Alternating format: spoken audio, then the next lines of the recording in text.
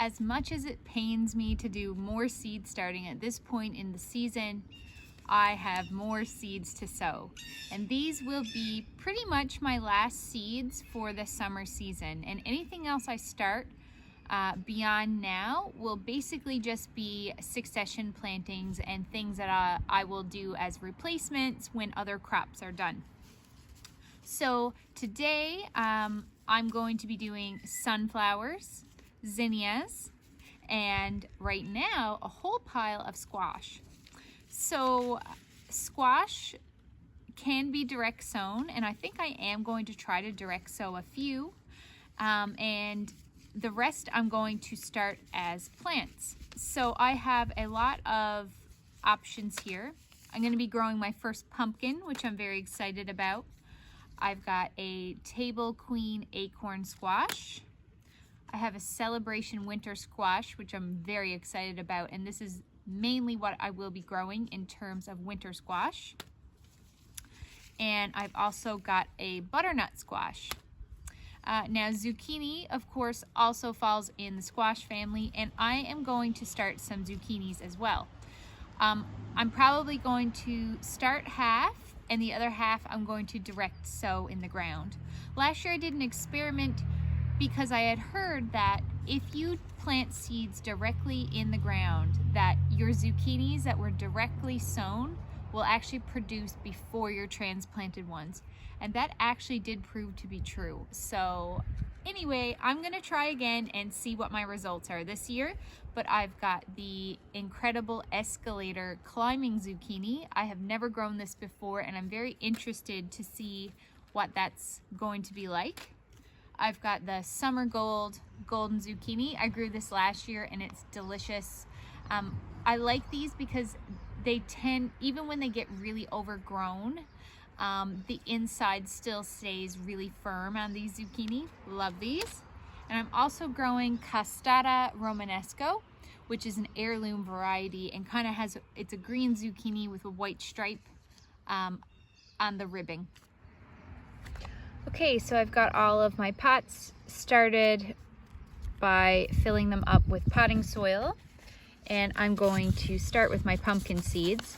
Now Vesey's does recommend, if you are going to start them indoors, to start them in jiffy pots. Squash really don't like being transplanted, but I really don't like jiffy pots because I don't find they actually break down. So for me, I'm just going to be super careful when I transplant them out into the garden.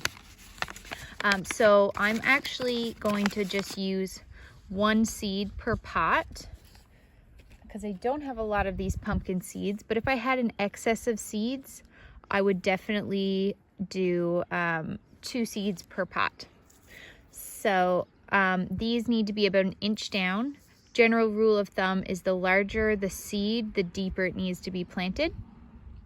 And if I didn't already say this during my introduction, these are actually going to be started inside. So when I said this is the last of the seeds that I'm sowing, by that I meant that this is the last seeds I will be sowing under my grow lights. There will be lots of seeds still planted in the garden, like my carrots and spinach and all kinds of other things. Okay, so incredible escalator. This is super easy to just use your finger or a Sharpie, whatever you have around. This is a very interesting concept to me. I am looking forward to trying this. Their take on this is that it's space saving because your zucchini, instead of being a big kind of vining bush, will instead be more of a vine which will climb up something, so it won't take up as much real estate in the garden. So interesting concept. I'm going to stick 2 seeds in this pot, and if they both sprout, I will thin it to just 1. We've got some butternut squash. To be honest, I'm not sure. This one has a maturity date of 100 to 110 days. And on our local Facebook gardening group, I see a lot of people have trouble actually getting these to ripen before the frost. So I don't know. We're going to give it a try. So I'm going to do 2 seeds for the butternut. And I think you get the point. So I will finish this off camera and put these on a heat mat under my grow lights, and they will continue to stay there until about the middle of June when our last frost is over, and I will plant these out into the ground. The honeysuckle has been extracted from my vegetable garden, and boy, this is a big tree. It is heavy. So we are gonna plant it in this area by our shed, and it's going to be in this little group of trees, which has a variegated elderberry and a burning bush and a cedar. Now you can see this cedar, because of snow load, has split. I'm really not a fan of cedars. I know some people are, but they're very difficult to keep happy in our province. So anyway, I feel like this tree will fit right in here. More work to be done.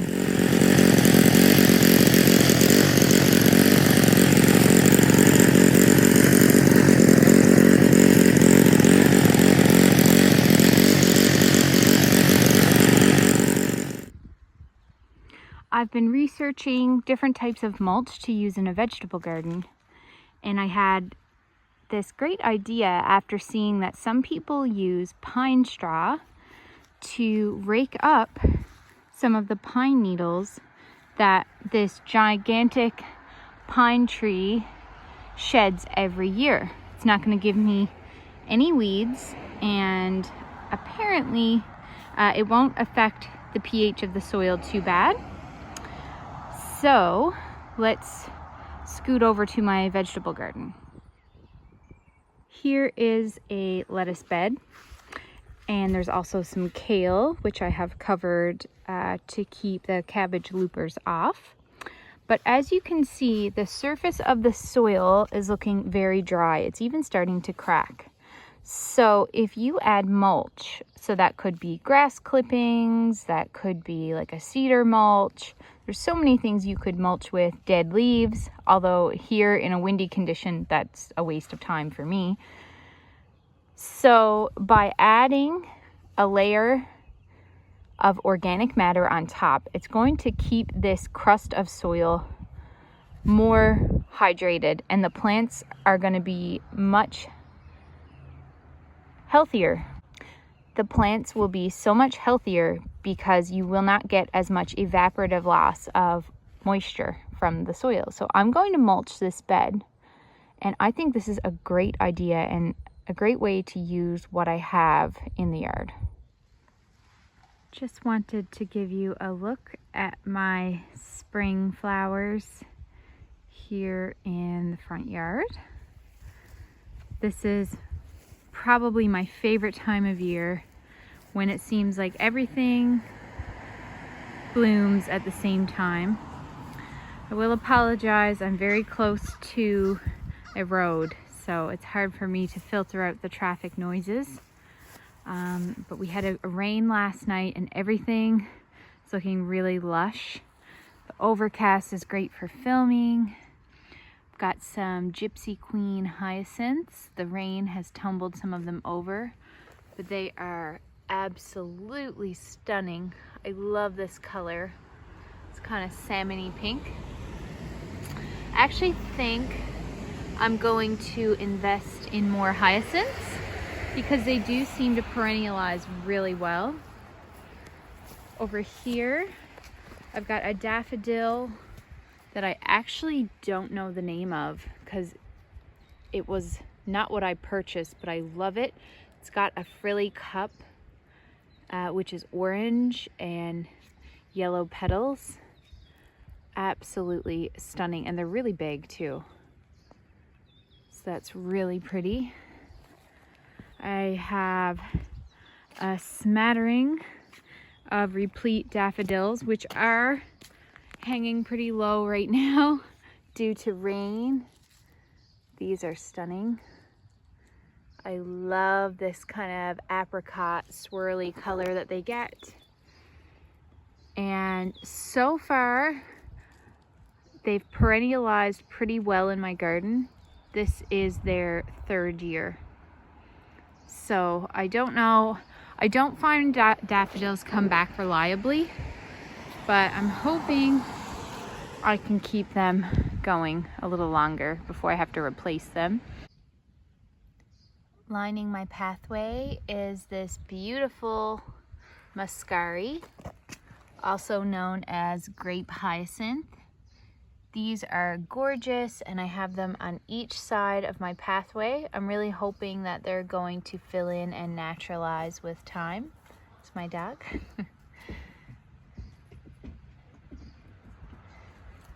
Over here I have a few groupings of this British Gamble daffodil. These are enormous and I love them. They have these really pale pink cups. Unfortunately, the rain has really weighed them down, but they are beauties. Absolutely love these. I've got lots of peonies coming up in this garden. I think I've planted 14 in here. A lot of them are only in their maybe second, a few are in their third year, so hopefully I'll get some blooms. I've also got a lot of alliums in here and they are coming up all along the rows. And coming over to here, I've got these art design daffodils, which are one of my favorites. They've got these amazing double blooms. I was inspired by Florette, who grew these one year, and I just had to have them. And I love them. I really hope they continue to come back. Also got some more hyacinths here. These are just mixed colors. So that's a little look at my front garden. Still has more blooming to do, and then I'm going to show you some of my primroses. It's now starting to rain. There's a random branch here. I love primroses, one of my favorite spring flowers, and these I actually grew from seed and they look so good. And I've got some more over here. These are smaller ones that really need to catch up to the rest, but these are stunning. I love them. Just look at that, beautiful. I'm back with a rain jacket as it's now pouring rain, but these tulips have just started blooming. These are actually Dollarama tulips. Now I do think, I'm not sure if this is water damage, but I did have some tulip disease on some other tulips over there, which I've removed, and I won't be replanting them for a few years. But I am enjoying these. These are, I think, salmon impression Darwins. I always like to back plant my bleeding heart, or front plant my bleeding heart with tulips. And I do a different color every year, and this year I just did salmon, and I think they look beautiful together. I love bleeding heart. I know it's not a perennial that everybody loves, but to me it's got that old-fashioned look. And I mean, just look at this. Look at the raindrops. Absolutely beautiful. Got a little pot of violas here as well, just for some extra color. And then I also have some tulips, doubles, about to come out. And these are called double Gudoschnick. So I think they're like a yellowy red, but I think they'll be really nice when they come out. And if these primroses are still blooming, it'll be a beautiful color combo. Over here we've got Mount Hood daffodils. These come out sort of like a banana yellow, like so. And as they age, they become pure white, and they're also really large. These are really, really pretty. I got these from Vessie's last year. So they're in their second year, and they came back beautifully.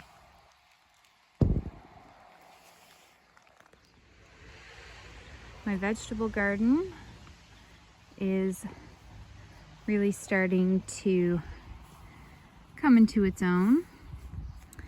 In my last video, I was posting about removing a gigantic tree, which was right here.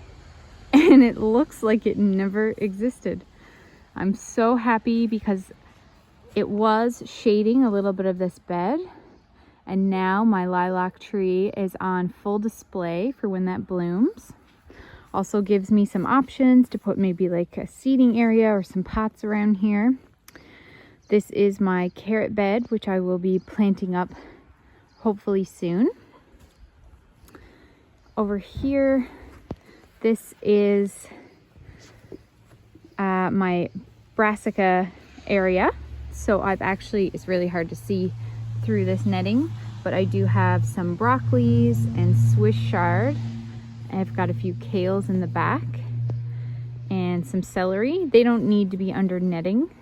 But the reason I do this is every year I get cabbage loopers really bad, and they just eat all of the foliage on my kale and broccoli and all that sort of thing. So this year I've been a little bit more preventative, and I put up my netting right away. I ordered this on Amazon, and it's like a really fine mesh, so the butterflies cannot get in there.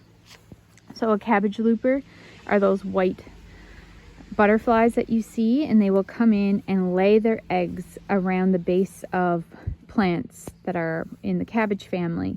And then once the larvae hatch, they become caterpillars and they feed on plants in the cabbage family. And I have so much trouble with that. Here I've got, this is just my leftover garlic that I didn't have room for in my garlic bed. It's not doing as well as my other garlic. However, it's really taken off after I gave it a feeding of some nasty kelpie water. Over here, I've got lettuce, some violas, and I've got kale in there. Once again, this netting is for the cabbage looper. And my lettuces are finally starting to bulk up a little bit. And I have mulched, and that's helping a lot with keeping in the moisture. And this area in front of my greenhouse is just a little island of pots. It's looking so pretty. Once again with the Dollarama tulips. These were supposed to be a mixed pack of like pinks and reds. So far it looks like they're all this beautiful kind of cherry pink, and I'm loving it. Absolutely beautiful. I love putting tulips in pots, and actually from now on I might just do tulips in pots because I do have problems with them in my garden. I've got a pot full of strawberries for my mom. I've got a rose which I transplanted earlier this spring. It wasn't happy where it is, so I need to find a new home for it. These were some Dutch irises which are now gone over. This is my now 4-year-old rosemary plant. I bring it inside in the winter and it's quite the shrub. And these are some curly willows, which look really pretty. In here is a strawberry mint, which is just coming back. This is one of the best mints for mojitos. Here is my greenhouse. My greens in here are looking fantastic. We're going to do a big harvest on this tonight. We're going to have some spicy noodles, I believe. So we've got some bok choy. Now I do have some bug damage. I think those are slugs, but that's okay. My Mizuna has flushed again, so we're going to be harvesting a lot of that. I did a huge picking on my spinach 2 days ago. It's already filling back in. I also did a big picking on my lettuce, but once again, this time of year in a greenhouse, things just do amazing. My ranunculus are looking like they could use another feeding, but I'm hoping I'm soon gonna get some blooms. The buds usually start at the bottom. So like this here could be a bloom stalk.